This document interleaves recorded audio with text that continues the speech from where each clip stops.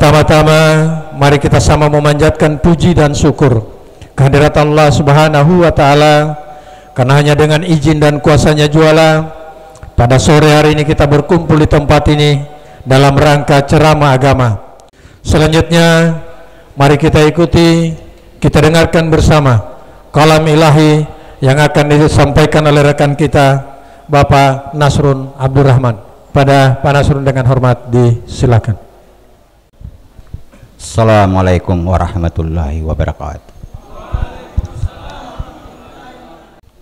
A'udzu billahi minasy syaithanir rajim.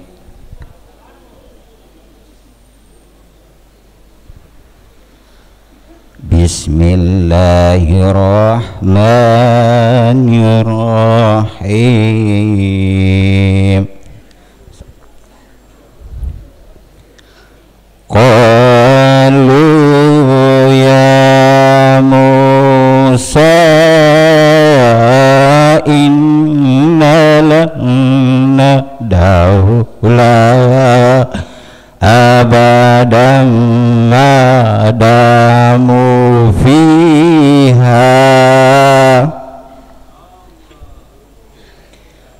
fadzahaba anta wa rabbuka faqatila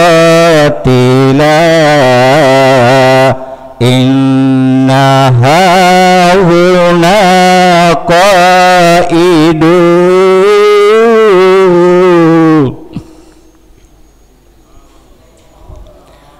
Qala rabbi inni la amliku illa nafsi wa akhi fafruq bainana wa baina qaumil fasikin.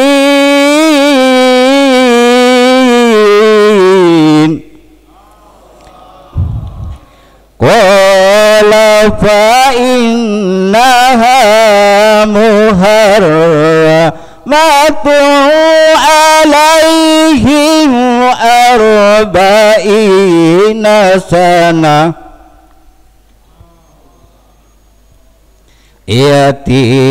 yatihuna fil ardi falata sa'alal qaumil fasikin.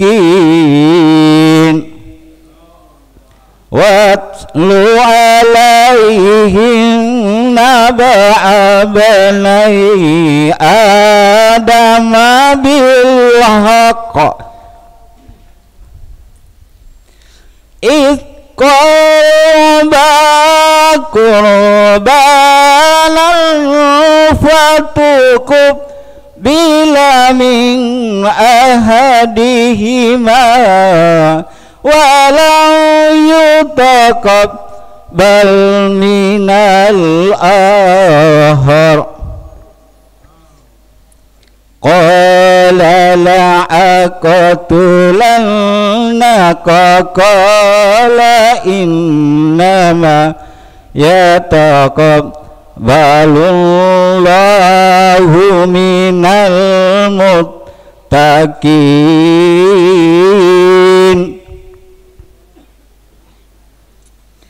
La in basatta ilayya yadaka li aqtulani ma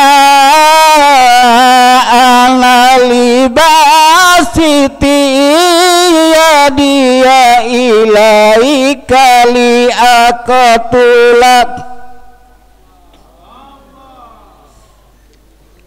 inni ahafullaha rabbal alamin. Inni uridu an tabu abi is wa ismika fatakuna min ashabin nar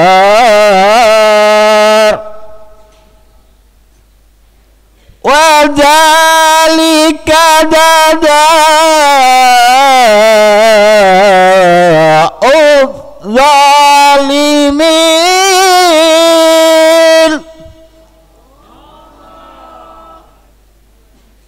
wa dzalika dada'u zalimin.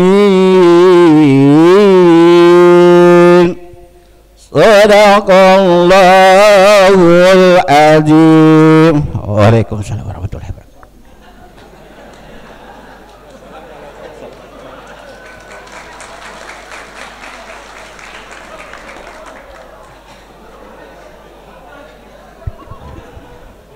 Assalamualaikum warahmatullahi wabarakatuh.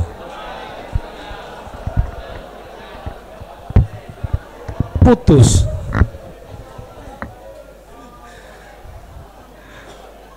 Bapak-bapak sekalian yang kami hormati, demikian tadi telah kita dengarkan bersama kalam ilahi yang disampaikan oleh rekan kita Bapak Nasrun Abdurrahman, dan pada Pak Nasrun disampaikan terima kasih. Selanjutnya mari kita ikuti arahan Kasih Binadik Lapas kelas 2A. Oh ada, mohon maaf, kita ikuti sebelum ke Kasih Binadik. Sebelumnya diawali dengan penyampaian kultum yang akan disampaikan oleh rekan kita Bapak Herianto Antonio. Pada Pak Heri dengan hormat disilakan.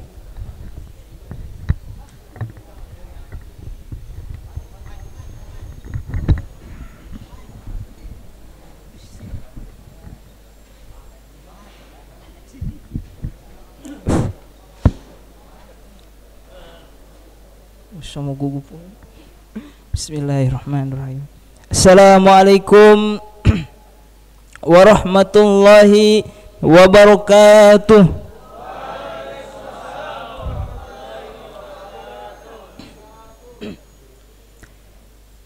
Innal hamdalillah nahmaduhu wa nasta'inu wa nastaghfir wa na'udzu billahi min syururi anfusina wa min sayyiati a'malina. May yahdihillahu fala mudhillalah wa may yudhilhu fala hadiyalah. Asyhadu an la ilaha illallah wahdahu la syarikalah wa asyhadu anna Muhammadan abduhu wa rasuluh.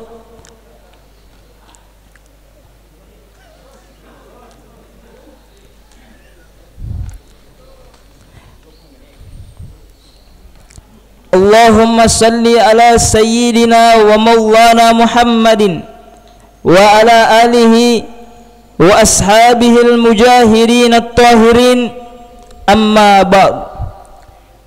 Yang saya hormati Bapak Kasih Binadik yang alhamdulillah sama-sama terus dengan kita dalam agenda rutinitas kita, yakni ceramah agama setiap Senin dan Kamis.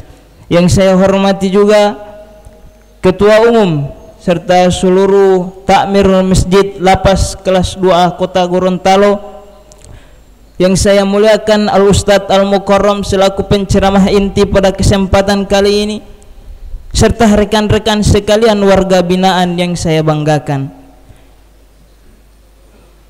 Pertama-tama dan yang paling utama, marilah senantiasa kita memanjatkan puja dan puji syukur kita ke hadirat Allah Subhanahu wa taala.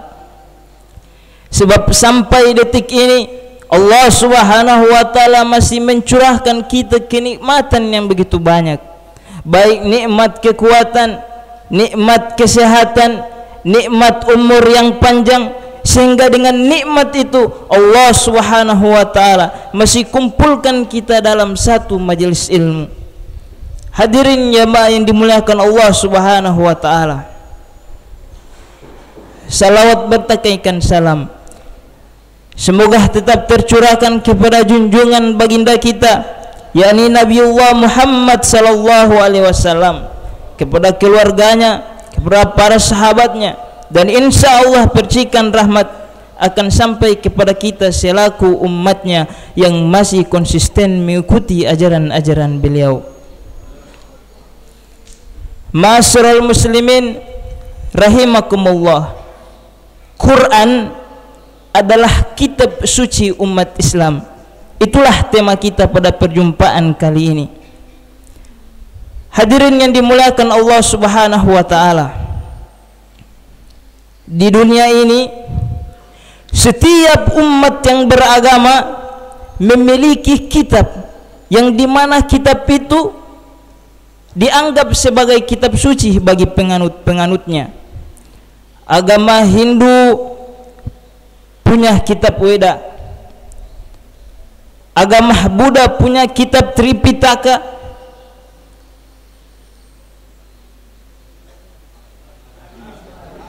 sabar,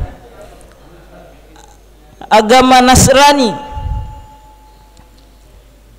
punya kitab Taurat, Injil. Berarti masih fokus. Nasrani punya kitab Injil, dan kita sebagai umat Islam memiliki kitab yang kita anggap sebagai kitab suci, yakni Al-Quranul Karim.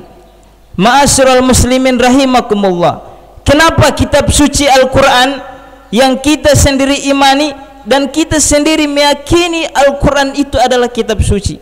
Mengapa Quran kita anggap sebagai kitab suci? Yang pertama, karena Quran itu terbebas dari intervensi dan investasi manusia.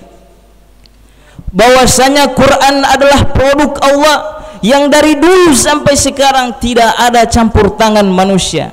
Sejak 14 abad yang lalu Quran turun telah menantang, wa in kuntum fi raibin mimma nazzalna ala abdina fa'tu bi suratin min mithli.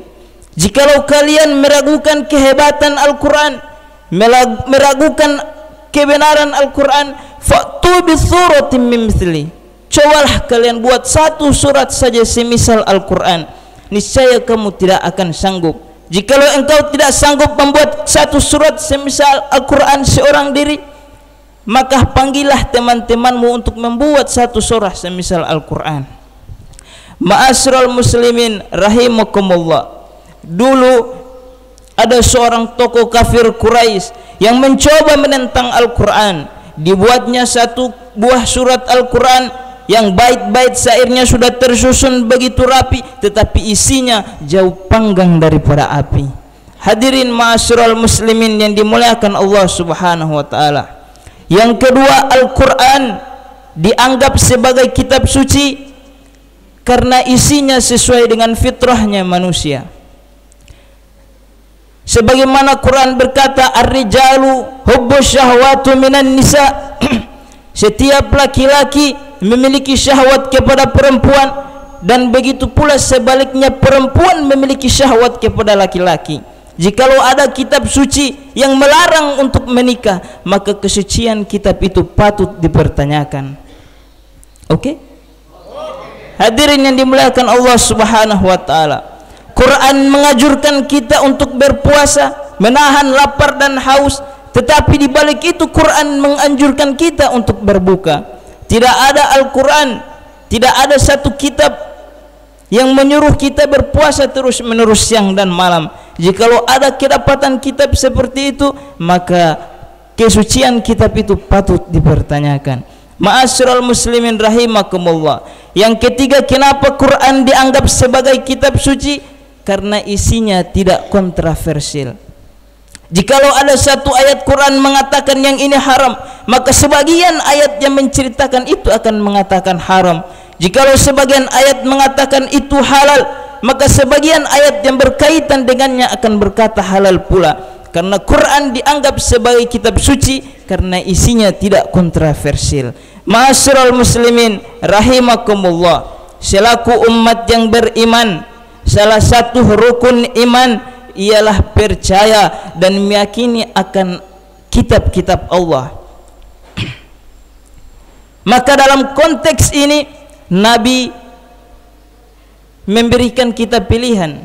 Wa man ja'alal qur'ana amamahu qadahu ilal jannah wa man ja'alal qur'ana khalfahu saqahu ilan nar. Barang siapa yang menjadikan Quran di hadapannya, dijadikan Quran sebagai imam baginya, maka Quran itu akan menuntun dia sampai ke surga. Wa man ja'alal qur'ana khalfahu, barang siapa yang menjadikan Quran di belakangnya, dijadikan Quran sebagai makmumnya, hawa nafsunya lebih diperturutkan ketimbang Quran, qadahu ilal saqahu ilan nar, maka Quran ini akan mendorong dia masuk ke dalam api neraka. Ma'asyiral muslimin rahimakumullah, ketika kita mau beriman kepada Al-Quran, maka ada tanda-tandanya, ada cara-caranya ketika kita mau mengimani Al-Quran. Bagaimana cara kita mengimani Quran? Yang pertama, tanamkan kegemaran membaca Al-Quran. Dulu tahun 60-an, sebelum listrik masuk desa, rumah tetangga ada yang tadarusan, di sebelah lagi ada yang sedang kajian, di rumah tetangga sebelah ada yang lagi zikiran. Tetapi setelah listrik masuk desa, radio main gede-gedean, TV main besar-besaran, orang lupa baca Quran. Quran seolah-olah jadi asing di telinga kita, yang notabene mayoritas umat Islam itu sendiri. Hadirin jamaah yang dimuliakan Allah Subhanahu wa taala, tanamkan kegemaran membaca Al-Quran. Yang kedua, bagaimana cara kita mengimani Quran? Yaitu dengan cara memahami isi Al-Quran. Contoh, jikalau kita ingin mengetahui cara membuat tahu, maka caranya kita bertanya kepada tukang tahu. Betul? Betul. Kalau kita ingin mengetahui cara membuat mobil, maka datang ke tukang mobil dan bertanya padanya bagaimana cara membuat mobil. Betul? Begitu pula dengan Quran.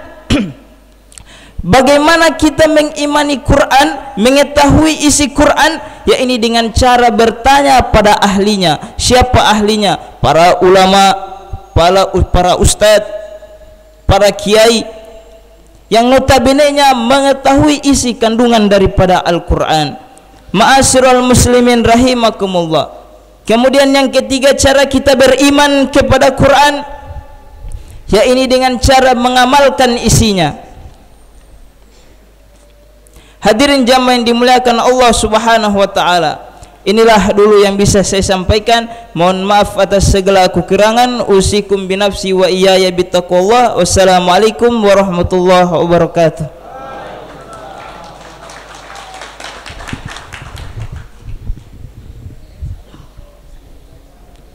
Demikian tadi kultum singkat yang disampaikan oleh rekan kita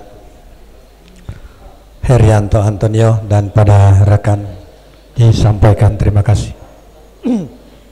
Hadirin yang kami hormati, teristimewa Pak Ustadz, selamat datang Pak Ustadz. Mohon maaf acara kami mulai sebelum Bapak sudah tiba. Selanjutnya mari kita ikuti arahan Kasih Binadik Lapas kelas 2 Gorontalo. Dengan hormat para Bapak disilakan.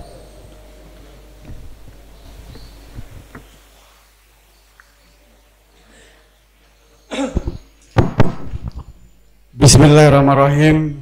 Assalamualaikum warahmatullahi wabarakatuh. Hamdan wa syukran lillah.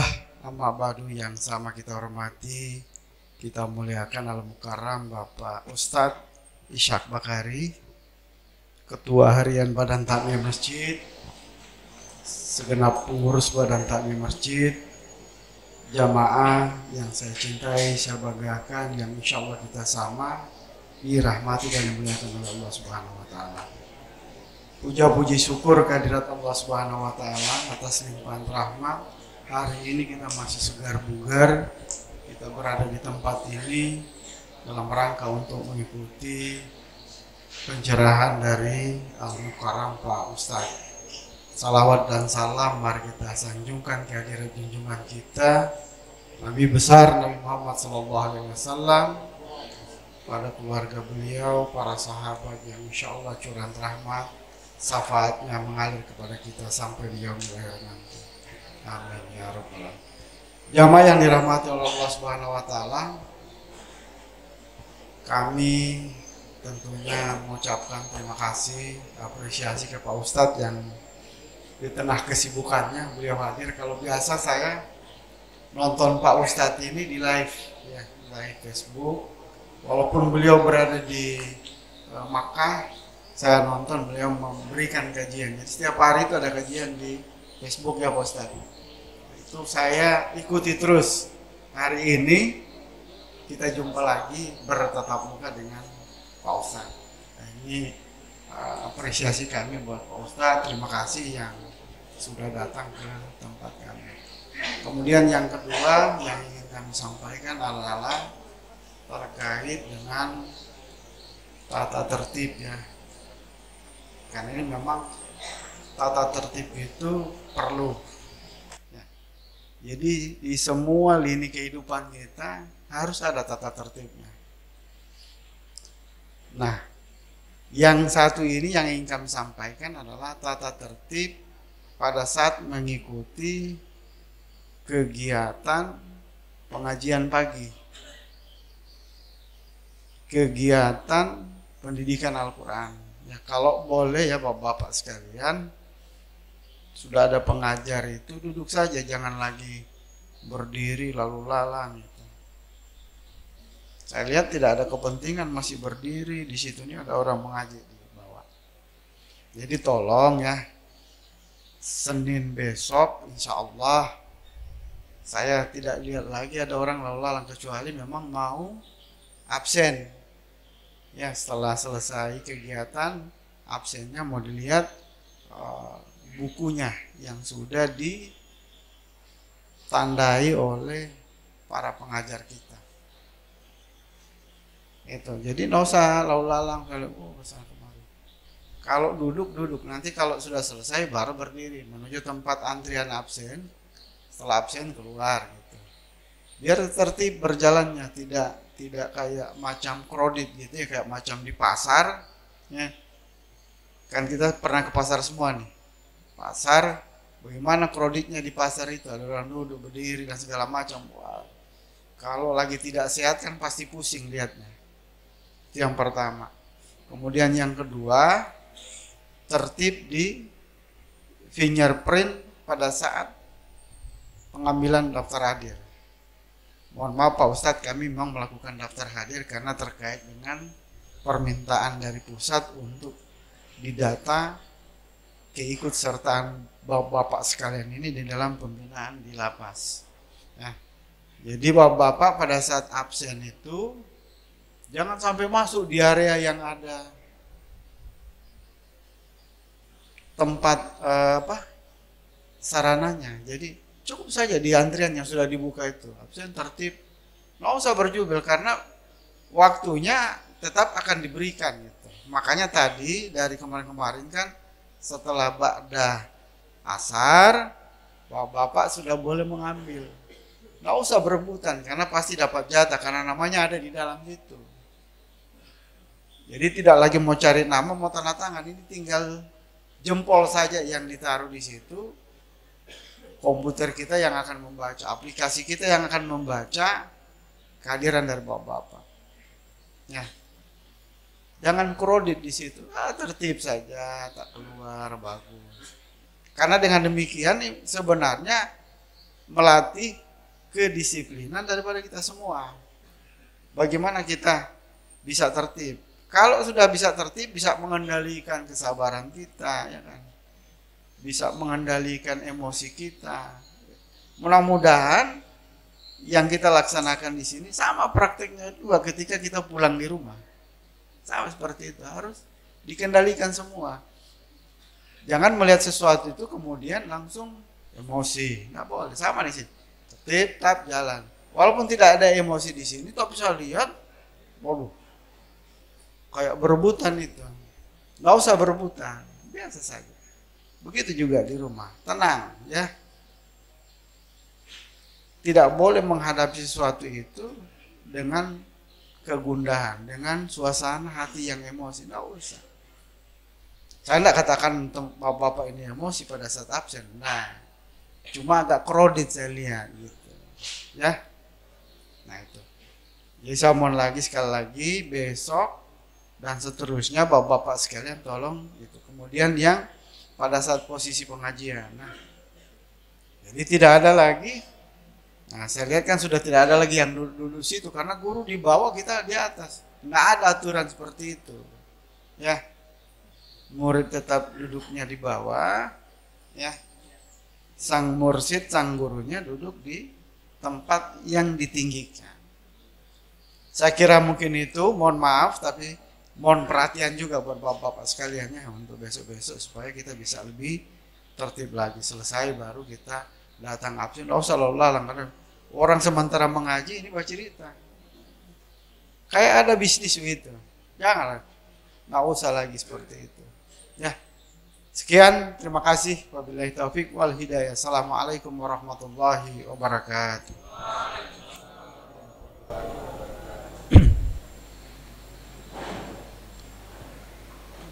Demikian tadi arahan Kasibin Adik Lapas kelas 2 Gorontalo. Semoga menjadi perhatian kita semua dan pada beliau disampaikan. Terima kasih. Hadirin yang kami hormati, selanjutnya mari kita ikuti ceramah agama yang disampaikan oleh Al-Ustadz Bapak Ishak Abdul Rajak Bakari LC MPhil I, Magister Filsafat Islam. Dengan hormat pada Bapak disilakan.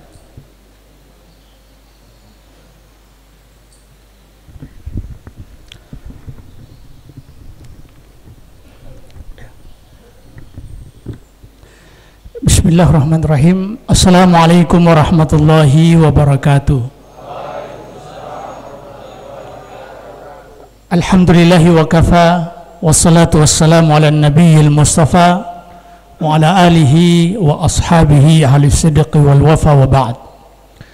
Yang kami hormati Bapak Kasih Lapas, para takmirul masjid, jamaah yang dirahmati Allah Subhanahu wa taala, selaku hamba Allah Subhanahu wa taala yang dhaif, yang lemah di hadapan kemahakuasaan Allah Subhanahu wa taala, patut bagi kita untuk memuja dan memuji Allah Subhanahu wa taala.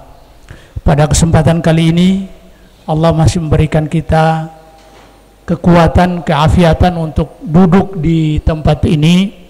Semoga perjumpaan kita ini menjadi hari-hari yang sangat berharga untuk kita menghadap Allah Subhanahu wa taala.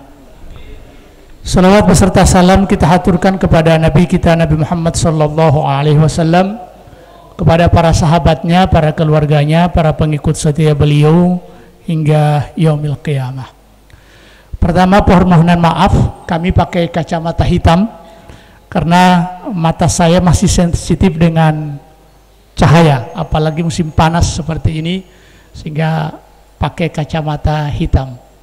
Nanti ada pertanyaan, Bu Titi, Ustadz kenapa pakai kacamata hitam hemu ceramah? Sehingga supaya tidak muncul pertanyaan begitu, saya langsung jawab. Jangan sampai hemu ceramah utihuhulula terusi. Yang kedua, saya mengapresiasi penceramah tadi, Masya Allah. Saya teringat masa-masa saya berada di pesantren Al-Khairat. Luar biasa ceramahnya, saya langsung ciut mendengarkan ceramah ini. Semestinya ada tadi yang sudah cukup untuk ceramah. Ini kalau ikut lomba ceramah, apalagi tingkat pesantren atau tingkat lapas, mungkin ini akan dapat juara insya Allah. Luar biasa, kita apresiasi dengan retorika yang cukup bagus, intonasinya cukup bagus, dan suara yang cukup bagus. Semoga keluar dari lapas ini menjadi penceramah.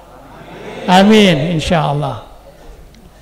Jemaah sekalian yang dirahmati Allah Subhanahu wa taala, pada tahun ke-8 Hijriah sebuah peristiwa besar terjadi. Awal perubahan antara kekufuran dan kesyirikan serta keislaman. Selama 8 tahun kekufuran merajai, Islam diintimidasi, dikejar-kejar. Tapi setelah tahun ke-8 Hijriah, tepatnya Fathu Makkah, penaklukan kota Mekah, kekufuran tumbang, berhala-berhala ditusuk oleh Nabi satu persatu, dibanting, ditusuk, langsung jatuh, kemudian pecah. Ada 360 berhala yang ada di Ka'bah yang dihancurkan oleh Nabi. Nabi menusuk itu dengan membacakan ayat wa qul ja'al haqqu wa zahaqal batil innal batila kana zahuqa. Katakanlah telah datang yang hak, kebatilan akan hilang, innal batila kana zahuqa. Setelah kaum muslimin menang, Nabi mengumumkan bahwa semua akan diberikan pengampunan dan pemaafan oleh Nabi. Idhabu fa antumut tulaqa, pergilah kalian karena kalian bebas hari ini. Nabi sudah menutup rapat-rapat kesalahan orang-orang Quraisy dulu yang mengintimidasi kaum muslimin, membunuh, mengejar, memisahkan mereka dengan keluarga, memisahkan mereka dengan harta. Nabi sampaikan idhabu fa antumut tulaqa, pergilah kalian bebas. Namun ada yang dikecualikan oleh Nabi. Ada 4 orang yang dikecualikan oleh Nabi untuk tidak diberikan pengampunan. Kenapa? Karena track record, rekam jejak mereka begitu hitam. Salah satunya adalah anak dari Abu Jahal, Ikrimah bin Abu Jahal. Ini yang akan menjadi topik pembahasan kita di sore hari ini. Ada apa Ikrimah bin Abi Jahal tidak diampuni oleh Nabi? Salah satu dari 4 orang yang oleh Nabi umumkan orang ini tidak akan diampuni karena anak dari dedengkot kekufuran Abu Jahal. Bukan karena bapaknya dedengkot kekufuran, tapi karena dia juga terlibat dalam peperangan bersama bapaknya. Kita lihat, mohon maaf, ini apa yang, mohon maaf jamaah sekalian yang dirahmati Allah Subhanahu wa taala, di perang Badar, Ikrimah bin Abi Jahal saat sulit kaum muslimin untuk diserang, dia termasuk orang yang mengangkat pedang, membunuh kaum muslimin dan memerangi kaum muslimin. Di perang Uhud termasuk pimpinan perang berkuda. Perang Uhud tahun ketiga Hijriah, sayap kanan Khalid bin Walid, sayap kiri dipimpin oleh Ikrimah bin Abi Jahal, yang kedua-duanya pendekar Quraisy yang dulu mereka masih dalam kekufuran.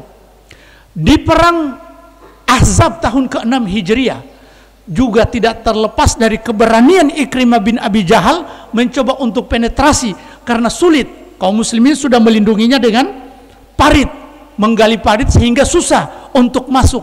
Ikrimah bin Abi Jahal termasuk orang yang berani masuk dengan pasukannya meskipun tidak berhasil. Di Fathu Makkah, penaklukan kota Mekah, yang lain takut untuk berhadapan dengan Nabi. Ikrimah bin Abi Jahal yang angkat pedang, tidak mau dia kalau orang kaum muslimin masuk Mekah. Tapi pada akhirnya di Fathu Makkah kemenangan berakhir dengan kemenangan kaum muslimin, sehingga Ikrimah bin Abi Jahal lari tunggang langgang dan dia pergi mau lari ke daerah Yaman. Di tengah pelariannya ke Yaman, tiba dia sampai di pantai. Dia ingin menyeberang ke Yaman, maka dia naik kapal. Begitu dia naik kapal, di tengah lautan, kapal sudah mulai berjalan, di tengah lautan dihantam oleh ombak. Dihantam oleh ombak, tiba-tiba salah seorang dari mereka mengatakan, wahai penumpang yang ada di kapal ini, hendaklah kalian mengikhlaskan berdoa hanya kepada Allah Subhanahu wa taala semata. Kalau tidak, kalian tidak akan selamat di lautan ini. Ikrimah bin Abi Jahal berpikir, bukankah aku ini lari dari Muhammad gara-gara ini tidak mau tunduk kepada Muhammad dan menyembah Allah Subhanahu wa taala. Lalu kenapa hari ini aku harus berdoa hanya kepada Allah Subhanahu wa taala, padahal karena inilah aku mengangkat pedang. Akhirnya orang-orang yang di kapal itu mengikhlaskan doa hanya kepada Allah Subhanahu wa taala semata, kemudian mereka selamat. Ikrimah bin Abi Jahal pulang. Inilah benih-benih keislaman sudah mulai merasuk ke dalam hatinya. Karena kenapa? Dia mengaktifasi akal pikiran untuk menerima kebenaran. Kenapa hari ini kebenaran sulit diterima? Disebabkan karena akal pikiran kita ini tertutup. Kita tidak mengaktifkan akal sehat kita untuk menerima kebenaran. Meskipun Ikrimah bin Abi Jahal anak Fir'aun hadhil ummah, Abu Jahal itu kata Nabi Fir'aun hadhil ummah, Fir'aun umat ini. Ikrimah bin Abi Jahal keluar dari sulb Abu Jahal, tapi karena dia memanfaatkan dan mengaktifasi akal pikiran dia, hidayah mulai mendekat. Kondisi orang-orang di kapal ketika mendapatkan tantangan, lalu kemudian mereka merujuk kepada Allah Subhanahu wa taala, ini digambarkan oleh Allah Subhanahu wa taala dalam Al-Qur'an, fa idza raqibu fil fulki da'allaha mukhlishina lahuddin. Tatkala mereka naik kapal, lalu kemudian ombak datang menghantam, mereka ketakutan, da'allaha mukhlishina lahuddin. Tiba-tiba mereka kembali kepada Allah dengan penuh ikhlas. Falamma najjahum ilal barri, ketika mereka diselamatkan ke daratan, idahum yusyrikun, tiba-tiba mereka melakukan kesyirikan. Tatkala mereka berada di lapas dan di masjid lapas, iman naik, grafik iman naik. Yang dikhawatirkan ketika kita keluar dari tempat ini, tiba-tiba kembali ke dunia sebelumnya. Nah, kita lihat Ikrimah bin Abi Jahal petarung, dia tidak pernah takut, dia pemimpin perang. Ketika dia naik kapal dihantam oleh ombak dan ada orang yang mengajak dia untuk beribadah kepada Allah, langsung jalan pikirannya, alam sadar dia tersentuh. Bukankah karena ini aku selalu memerangi Muhammad, lalu kenapa hari ini aku berjumpa lagi dengan itu, dan karena itulah katanya jaminan keselamatan. Maka dia berpikir, kalau yang menyelamatkan kami di lautan, maka pasti dia juga bisa menyelamatkan kami di daratan. Maka dia pulang sampai di daratan. Ternyata disusul oleh istrinya, Ummu Hakim. Ummu Hakim istri dari Ikrimah bin Abi Jahal. Istrinya ini bertanya kepada Nabi sallallahu alaihi wasallam, "Wahai Nabi, nama suamiku termasuk terdaftar DPO, daftar pencarian orang, yang engkau tidak berikan pemaafan. Hanya 4 ini karena melakukan kesalahan besar. Bolehkah aku meminta kepadamu wahai Muhammad agar supaya suamiku ini mendapatkan pengampunan darimu?" Dan ini sejahat-jahatnya suami, istri itu selalu cinta kepada suaminya. Dan oleh karena itu ketika kita bersama pasangan kita, cintailah pasangan kita, karena mereka adalah orang yang paling tahu dan paling menerima kekurangan kita. Bukankah istri Ummu Hakim, istri Ikrimah, saat itu dia sudah masuk Islam, tapi karena kecintaannya kepada suaminya, dia minta kepada Nabi sallallahu alaihi wasallam untuk mencabut pernyataan Nabi supaya Ikrimah ini dimaafkan. Jemaah sekalian yang dirahmati Allah Subhanahu wa taala, Ikrimah bin Abi Jahal setelah pulang, tidak jadi dia berangkat, dia bertemu dengan istrinya. Karena masih status istrinya, Ikrimah bin Abi Jahal ingin mendekati istrinya karena sudah lama berpisah. Tapi istrinya mengatakan, "Wahai suamiku, sekarang kita beda agama, sekarang kita beda keyakinan, kamu tidak boleh menyentuh aku." Padahal Ikrimah bin Abi Jahal selama ini tahu bahwa istrinya sangat mencintai dia. Kenapa hari ini sulit untuk didekati? karena memang ada garis demarkasi, garis pembeda antara kekufuran dan keislaman. Jemaah sekalian yang dirahmati Allah Subhanahu wa taala, dia sampaikan, wahai Ikrimah, aku datang dari seorang pemaaf dan aku minta kepada Nabi SAW agar supaya dia bisa memaafkan engkau meskipun kesalahanmu sudah fatal. Ikrimah bin Abi Jahal yang tadinya bibit-bibit keislaman ini sudah mulai ada dalam dirinya karena dia mengaktifkan akal pikirannya, maka dia sampaikan, benarkah Muhammad sampai seperti itu cara pemaafan Muhammad? Iya. Maka istrinya membawa Ikrimah bin Abi Jahal, seseorang yang keluar dari sulb darah daging Abu Jahal, datang dan mau berjumpa dengan Nabi sallallahu alaihi wasallam.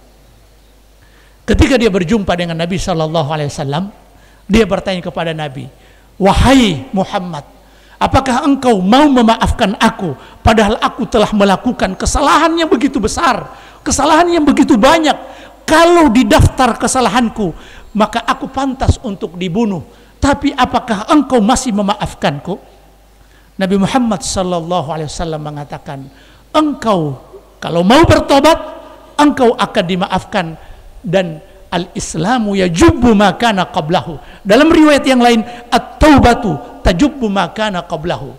Keislaman itu bisa menggugurkan kekufuran sebelumnya.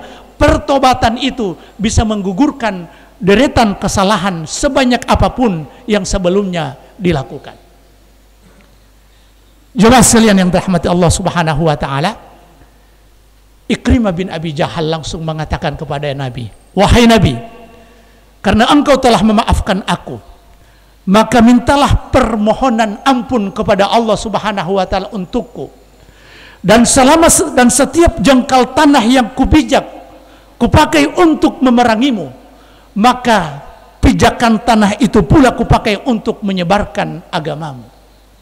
Dan selama aku adalah orang yang selalu memberikan harta untuk membendung jalan dakwahmu, maka hari ini aku juga akan membelanjakan hartaku 2 kali lipat untuk menyebarkan agamamu. Inilah pertobatan dari Ikrimah bin Abi Jahal. Hadirin yang dirahmati Allah Subhanahu wa taala, kisah yang sangat sederhana yang kita paparkan tadi, namun dia syarat dengan beberapa pelajaran penting. Yang pertama, hidayah itu sangat mahal harganya. Dia hanya milik orang-orang yang mengaktifkan akal pikirannya. Bagi mereka yang tidak mengaktifkan pikirannya, akal pikirannya yang sehat, maka hidayah itu sulit dia kenali, sulit dia dapatkan, meskipun hidayah itu ibarat matahari di siang bolong. Kalaupun dia mengenal hidayah, sulit untuk mendapatkannya, dan kalaupun dia mendapatkannya, sulit mempertahankannya. Dan hidayah juga di samping dia sangat mahal, tapi sesuatu yang bukan mustahil untuk kita bisa mendapatkannya. Hidayah ini diperuntukkan kepada setiap orang, bukan saja kepada orang-orang yang beriman dan dekat dengan Allah, bahkan orang yang melakukan kesalahan besar sekalipun, bahkan anak dari Fir'aun hadhil ummah, anak dari Abu Jahal yang keluar dari sulbnya Abu Jahal, memiliki kesempatan untuk bisa menggapai hidayah, asalkan aktivasi akal pikiran. Allah Subhanahu wa taala sebutkan dalam Al-Qur'an berkenaan dengan akal pikiran ini, afala ta'qilun, afala ya'qilun, afala tatafakkarun. Puluhan ayat yang berbicara untuk merangsang kita agar supaya kita mengaktifkan akal pikiran kita. Dan kalau tidak, meskipun akal ini sehat, kalau tapi tidak kita aktifkan, maka kita tidak akan bisa mendapatkan hidayah. Betapa banyak manusia-manusia cerdas hari ini, mereka sudah mengaku bahwa sampai di dasar laut, mereka sudah mengaku bahwa sampai melintasi langit, mereka sampai di perut bumi, tapi kemudian mereka tidak mendapatkan hidayah. Beda dengan orang Badui yang datang kepada Nabi Sallallahu Alaihi Wasallam yang mengatakan, bertanya kepada Nabi, siapa yang menciptakan langit? Nabi menjawab, Allah. Siapa yang menciptakan bumi? Nabi menjawab, Allah. Karena orang Badui itu cuma ada di padang pasir, yang dia lihat hamparan bumi dan langit yang tinggi, sehingga itu yang dia tanya. Kemudian dia tanya lagi, apakah yang menciptakan langit dan bumi yang mengutusmu? Nabi mengatakan, iya. Maka dia mengatakan, kalau begitu aku beriman kepada Allah.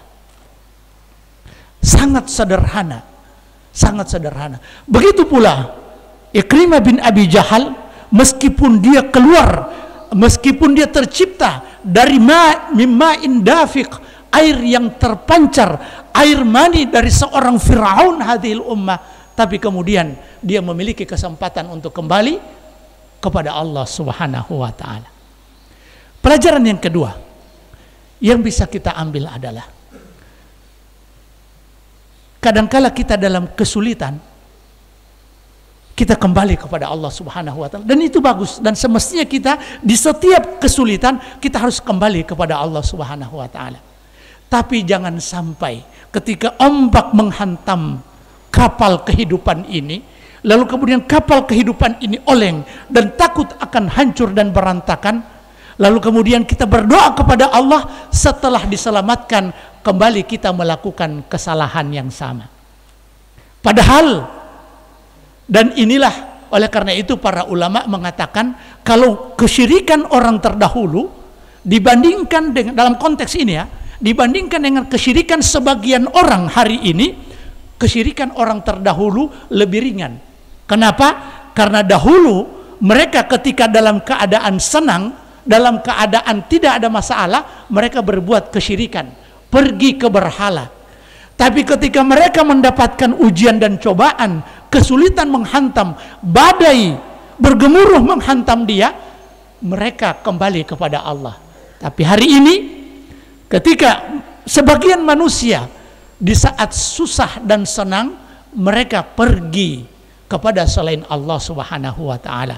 Ketika ada banjir melanda, gempa bumi, likuifaksi, maka justru mereka berpikir, ini saatnya kita memberi makan penghuni laut.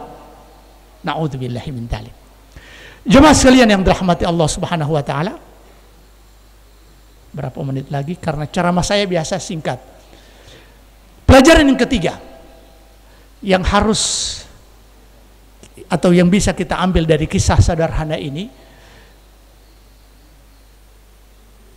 hidayah, menjaga hidayah itu harus dikawal dengan amalan-amalan soleh. Tidak cukup sekedar pengakuan saya bertobat, tidak cukup pengakuan atau memperlihatkan secara fisik, secara lahiriah bahwa saya sudah berubah. Tapi kemudian perubahan itu harus dikawal dan menggantikan kesalahan-kesalahan yang terdahulu dengan ketaatan kepada Allah Subhanahu wa ta'ala. Ingat perkataan Ikrimah bin Abi Jahal tadi, kalau sebelumnya setiap jengkal dari bumi ini kupakai untuk memusuhimu wahai Muhammad, maka hari ini setiap jengkal bumi yang kupakai untuk memusuhimu, kupakai untuk menyebarkan dakwahmu. Kalau dahulu aku adalah orang yang membiayai kemaksiatan dan aku rela untuk membiayai kemaksiatan, maka pada hari ini aku bertobat kepada Allah Subhanahu wa ta'ala, membiayai ketaatan kepada Allah Subhanahu wa ta'ala bahkan 2 kali lipat.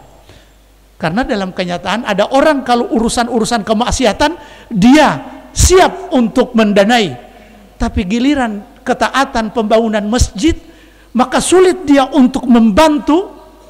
Kalaupun membantu, apa yang dia keluarkan seakan-akan yang keluar bukan dana, tapi seakan-akan yang tercabut adalah kuku-kukunya. Sangat sulit. Oleh karena itu, jemaah sekalian yang dirahmati Allah Subhanahu wa ta'ala, kisah Ikrimah bin Abi Jahal yang tidak dimaafkan oleh Nabi sallallahu alaihi wasallam, yang pada akhirnya karena kesungguhan dia untuk berubah, akhirnya mendapatkan pemaafan dari Rasulullah sallallahu alaihi wasallam, menjadi inspirasi bagi kita semua dalam kehidupan ini. Dan dalam kehidupan ini tentu hidayah itu adalah mahal. Wa qalu alhamdulillahilladzi hadana li hadza wa ma kunna linahtadiya laula an hadanallah. Mereka berkata, segala puji bagi Allah Subhanahu wa taala yang telah memberikan hidayah kepada kami. Kami tidak akan pernah mendapatkan hidayah jikalau Allah Subhanahu wa taala tidak memberikan hidayah kepada kami. Ini saja yang bisa kami sampaikan pada kesempatan kali ini. Semoga bermanfaat bagi diri saya sendiri dan kepada kita semua. Bila ada kekurangan, kesalahan, kembalikan kepada diri kami sendiri. Dan bila ada kebenaran yang terlontar lewat lisan ini, tentu itu datang dari Allah Subhanahu wa taala. Saya tutup dengan doa. Amin amin. Bismillahirrahmanirrahim. Alhamdulillahirabbil alamin. والعاقبة للمتقين ولا عدوان إلا على الظالمين والصلاة والسلام على أشرف الأنبياء والمرسلين وعلى آله وأصحابه أجمعين اللهم لا تدع لنا ذنبا إلا غفرته ولا هما إلا فرجته ولا دينا إلا قضيته ولا حاجة من حوائج الدنيا والآخرة إلا قضيتها يا أرحم الراحمين اللهم لا تسلط علينا من لا يخافك ولا يرحمنا اللهم أرنا الحق حقا وارزقنا اتباعه وأرنا الباطل باطلا وارزقنا اجتنابه اللهم اهدنا إلى صراط المستقيم اللهم اهدنا إلى صراطك المستقيم واجعلنا من المستقيمين يا رب العالمين اللهم اغفر لنا ولإخواننا الذين سبقونا بالإيمان ولا تجعل في قلوبنا غلا الذين آمنوا ربنا إنك رؤوف رحيم ربنا آتنا في الدنيا حسنة وفي الآخرة حسنة وقنا عذاب النار.